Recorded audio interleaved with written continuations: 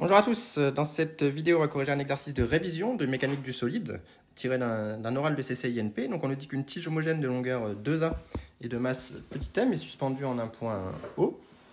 On attache en B un ressort de raideur petit k de longueur vide L0. À l'équilibre, la tige est horizontale et le ressort a une longueur Lec. La tige est repérée par l'angle θ, comme sur la figure. On suppose que pour les petites valeurs de θ, le ressort va rester tout le temps vertical. Donc déterminer la longueur à l'équilibre du ressort. Donc à l'équilibre de la tige, on a deux résultats qui traduisent l'équilibre d'un solide. On a le fait que la somme des forces extérieures qui s'exercent sur la tige est égale au vecteur nul. Ça, c'est dû au fait que G n'a pas de mouvement de translation. Et la deuxième chose que l'on a, c'est que la somme des moments par rapport à OZ des forces extérieures est égale à 0, car la tige n'a pas de mouvement de rotation à l'équilibre, évidemment. Donc maintenant, il faut être vigilant, c'est un solide. Et donc comme c'est un solide, les actions ne vont pas s'exercer toutes au même endroit, donc il faut bien représenter la situation. Et donc on va représenter un petit peu les différentes forces ici, les forces extérieures qui s'exercent sur la tige. Et donc les forces extérieures qui s'exercent sur la tige que nous avons, on a avant tout évidemment la tige a une masse, donc le poids de la tige P qui s'applique en G. On a la force de rappel, que je vais noter F, qui s'applique en A. Et enfin, on a la réaction qui s'applique, la réaction, on va la noter R, qui s'applique en O, puisque la tige elle est suspendue au point O. Donc il y a forcément une réaction qui se passe quelque part. Et donc, à l'équilibre, eh bien, à l'équilibre, on me dit que la tige est à l'horizontale, donc je vais représenter ma tige en bleu ici, à l'équilibre. Voilà, je vais la représenter ici, on me dit que le ressort reste à peu près vertical. Donc ça c'est en bleu ici, c'est à l'équilibre. Et donc à l'équilibre, je vais avoir l'action poids qui s'exerce au point G ici, qui va être au milieu. Je vais avoir la force de rappel qui s'exerce ici au point A de l'équilibre, qui est nécessairement vers le haut, sinon il n'y a aucune raison que la tige soit à l'équilibre. Si les deux forces étaient vers le bas, la tige serait en train de tomber. Et j'ai une réaction, qu'on verra qu'on peut calculer dans la suite, qui s'exerce au point O. Et donc pour l'instant, je ne connais pas l'expression. Donc parmi mes deux équations que j'ai proposées tout à l'heure, la première, somme des forces extérieures égale à 0, se traduit par le fait que R plus P plus la force de rappel est égale au vecteur nul. Sauf que je ne connais pas ici la force de réaction du support, donc je ne peux pour l'instant pas du tout utiliser ce résultat. Mon système, c'est évidemment la tige ici, comme je l'ai dit à l'oral. Alors que la deuxième, somme des moments par rapport à OZ des forces extérieures égale 0, se traduit par moment par rapport à OZ de R, plus moment par rapport à OZ de P, plus moment par rapport à OZ de F, est égal à 0. Et là, ce qui simplifie énormément les choses, c'est que le moment par rapport à OZ de R est égal à 0, car R s'applique en O. Et donc ça me simplifie les choses. Et ensuite, le moment par rapport à OZ du poids, c'est assez facile à calculer par bras de levier. C'est donc la norme du poids, c'est-à-dire mg, fois le bras de levier. Le bras de levier pour le poids, c'est tout simplement la distance OG, ici. Donc OG, c'est égal à petit a, puisque la tige est de longueur 2A. Et ensuite, il faut réfléchir au signe. Le poids m'entraîne en rotation dans le sens ici horaire, ce qui correspond à un moment par rapport à OZ du poids qui doit aller dans la feuille. Or, l'axe est orienté dans la feuille, donc je mets ici un plus. Ensuite, on a le moment par rapport à OZ de la force de rappel. Pour la force de rappel, le bras de levier, c'est directement la longueur de la tige, donc 2A. La norme de la force de rappel, c'est K fois Lec moins L0. Et ici, la force de rappel, elle, par contre, m'entraîne en rotation dans le sens trigonométrique, ce qui correspond à un moment qui vient vers nous. Et donc, comme l'axe est orienté dans le tableau, je mets ici un moins. J'en déduis donc que 0 est égal à MGA moins K, facteur de Lec moins L0 fois 2A. Les A se simplifient et j'obtiens assez facilement que Lec est égal à L0 plus Mg sur 2K, ce qui est bien supérieur à L0, soit dit en passant. Voilà, donc maintenant que j'ai Lec, soit dit en passant, avec la première équation, je pourrais maintenant, en réalité, retrouver ce que vaut R, hein, remarque. R est égal à moins P moins F. Donc moins P, ça fait moins Mg UY, hein, puisque le poids est dirigé vers plus UY. Et la force de rappel c'est moins K, ça ferait plus K du coup, Lec moins L0, donc ça fait Mg sur 2K, UY, et donc ça ferait moins Mg sur 2 ici, UY, ce qui fait qu'en réalité la réaction du support à l'équilibre, elle est verticale, puisqu'elle est selon moins UY. Très bien. Dans la deuxième question, il s'agit de refaire un petit peu pareil, sauf que cette fois-ci, on est hors équilibre. Et donc, on va appliquer le théorème du moment cinétique hors équilibre. Donc, on se met hors équilibre avec des petits angles. Donc, hors équilibre, on applique le TMC dans le référentiel terrestre à la tige. Et donc, on obtient que JOZ θ point point, dl delta dl OZ sur dt, est égal à la somme des moments par rapport à OZ des forces extérieures, avec LOZ qui est égal à JOZ fois θ point. Donc dLOZ sur dt, c'est rien d'autre que JOZ θ point point, qui doit être égal au moment par rapport à OZ de R, plus le moment par rapport à OZ de P, plus le moment par rapport à OZ de F. Alors, le moment par rapport à OZ de R, pour la même raison que tout à l'heure, il vaut 0. Et ensuite, le moment par rapport à OZ de P et de F, eh bien, il faut cette fois-ci les recalculer. Donc, on va tracer la droite d'action du poids. Donc, la droite d'action, c'est la droite qui contient la force. Ce qui me permet de venir identifier assez facilement le bras de levier qui est ici. Et donc, le bras de levier, ici, le moment par rapport à OZ de P, il est égal à Mg, toujours pareil, fois le bras de levier. Le bras de levier, c'est plus A sur 2 maintenant, mais c'est A sur 2 cos θ. Et ensuite, on a toujours la force qui nous entraîne dans le sens horaire, dans le même sens que l'axe, donc plus. Alors, pour la force de rappel, maintenant, pour la force de rappel, donc la force de rappel s'exerce ici au point A. Donc, elle a une droite d'action qui est la droite AB. Et donc, le bras de levier, c'est rien d'autre que cette distance-là, OH. Et donc, on en déduit que le moment par rapport à OZ de F, c'est égal à la norme de la force de rappel, fois le bras de levier qui vaut donc 2A, ici, cos θ, pour avoir le bras de levier. Et ensuite, la force de rappel, comme tout à l'heure, elle nous entraîne dans le sens trigo, ce qui n'est pas le sens choisi pour l'axe, donc ici, il faut mettre un moins. Et la norme de la force de rappel, eh bien, c'est égal à K fois L moins L0. Et L, c'est la longueur du ressort. La longueur du ressort, alors on voit plus grand-chose, mais c'est la longueur AB. D'accord? Ça, c'est la longueur du ressort. Et donc, la longueur du ressort, comment je vais la calculer? Eh bien, je vais la calculer en deux contributions.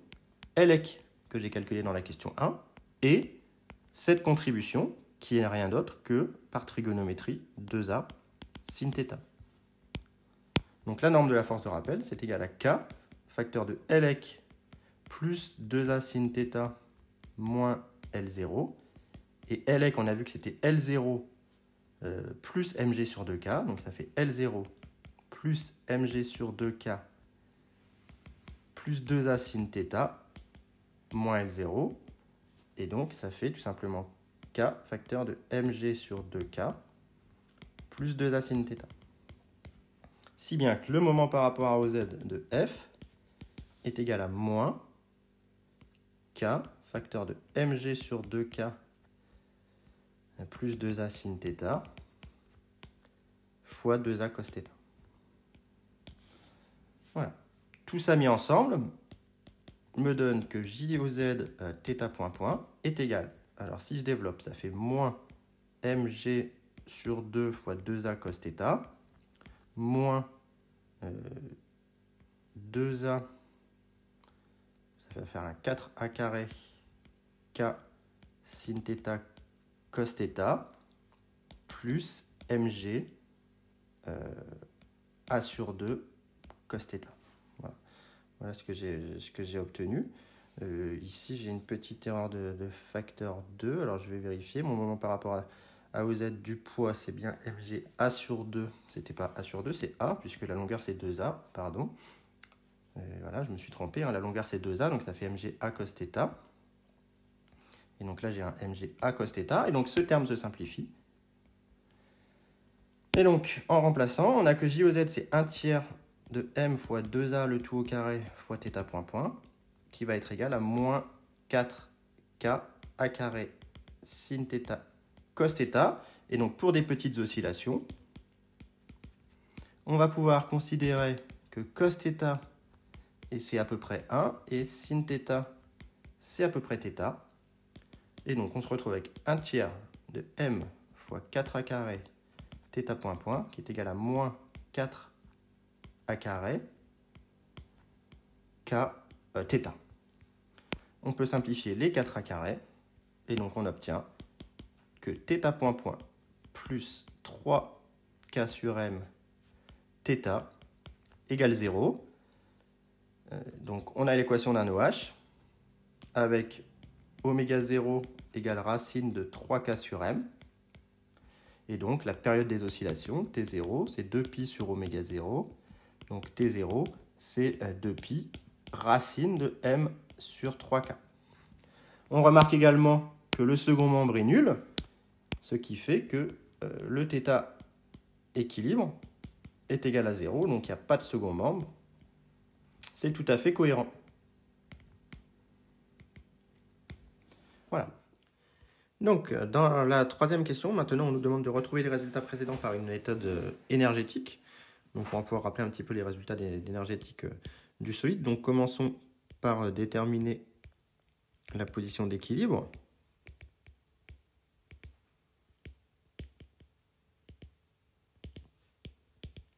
À l'aide de l'énergie potentielle.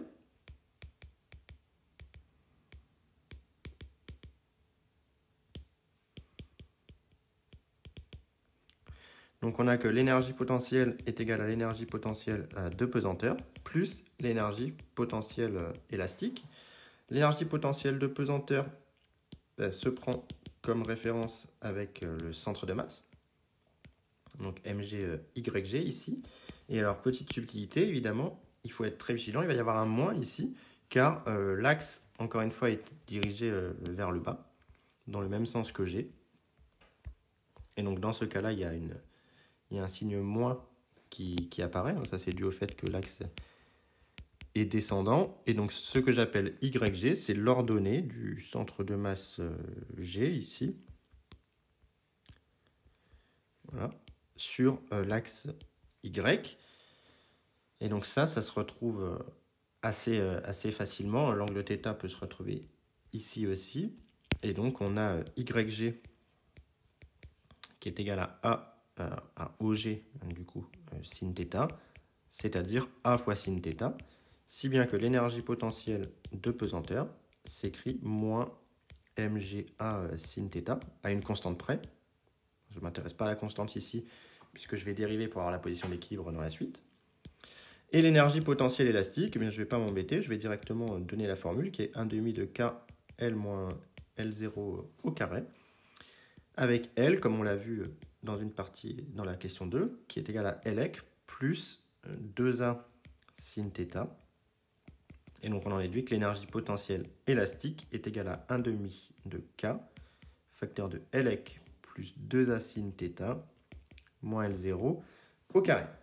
je ne remplace pas tout de suite Lec parce qu'on l'a trouvé dans la première partie, puisque mon objectif, c'est justement de retrouver cette valeur.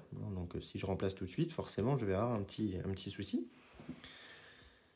Et donc, l'énergie potentielle totale s'écrit donc moins mGA sinus θ plus 1/2 de K, facteur de Lec plus 2A sinus θ moins L0 au carré, à une constante près.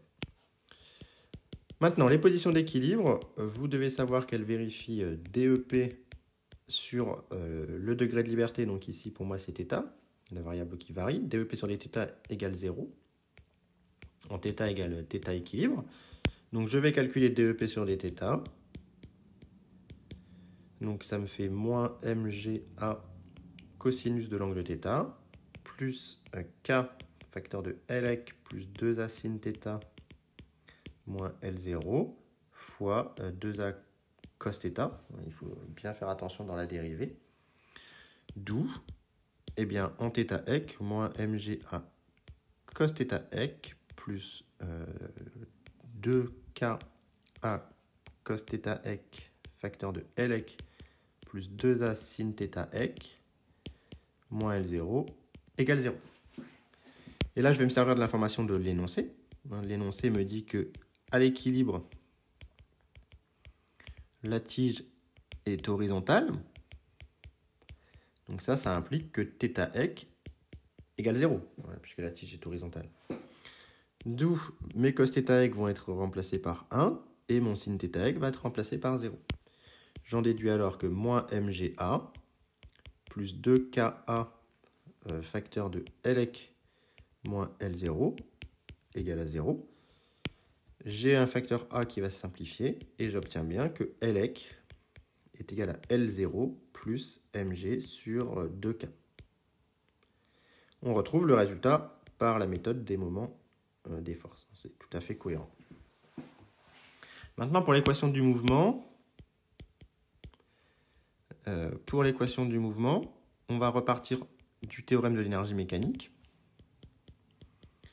qui nous dit que la dérivée de l'énergie mécanique par rapport au temps est égale à la somme des puissances des forces non conservatives. Et donc ici, la force non conservative que j'ai, c'est R. Et maintenant, pour aller un petit peu plus loin, on va rappeler une formule importante qui est que pour un solide en rotation, autour d'un axe fixe,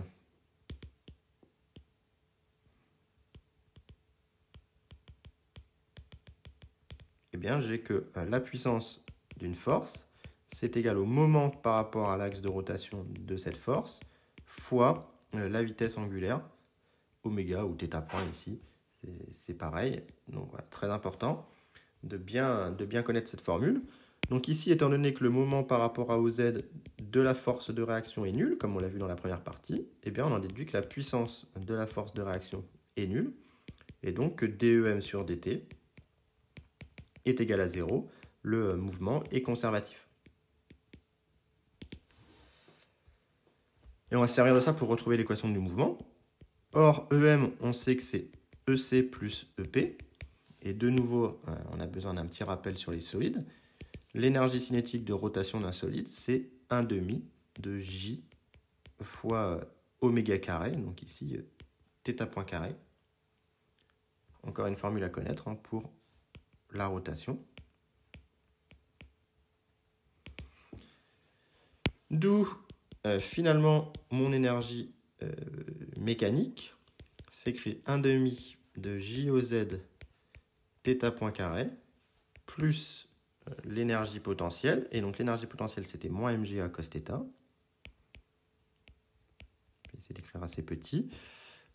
Plus 2Ka. Je reprends bien mon énergie potentielle. Il ne faut pas que je me trompe. Voilà, il ne faut pas que je prenne la dérivée. Voilà, c'était moins mGA sin θ. Je suis en train de me tromper. Plus 1/2 de K, facteur de Lec plus 2A sin θ moins L0. Voilà, c'était ici, le tout au carré. Et Lec, je l'ai trouvé, c'était L0 plus mg sur 2K, donc ça va me faire mg sur 2K, plus 2A sin θ, le tout au carré. Voilà, donc ça c'est l'énergie mécanique, en remplaçant l'énergie potentielle par ce que j'avais trouvé tout à l'heure. Et donc on va faire l'approximation parabolique de P. Avant toute chose, hein, donc ici, θ est proche de 0, donc on peut écrire que sin θ est à peu près égal à θ. Et donc j'en déduis que l'énergie mécanique est égale à 1/2 de JOZ θ point carré moins MGA fois θ plus 1/2 de K fois Mg sur 2K plus 2Aθ au carré.